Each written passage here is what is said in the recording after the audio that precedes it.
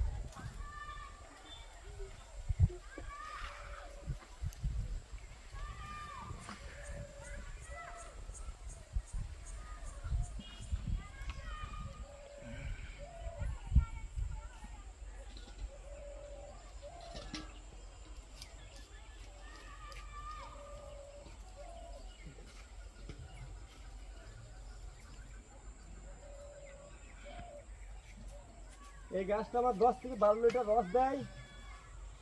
আর যদি কেউ রস খেতে ইচ্ছুক হও আমাকে যোগাযোগ করবে, কেন আমি সবাইকে খাবো। এই দেখো রস এত সুন্দর ঘুটি দিয়ে দেওয়া, বললাতে এসে অত্যাচার করছি। এই দেখো খাজুরের রস, 1 নম্বর রস। দেখতে পেয়েছো তো? রস যে যে খাবা সে কমেন্টে বলো, আমি প্রত্যেক জনকে রস খাবো।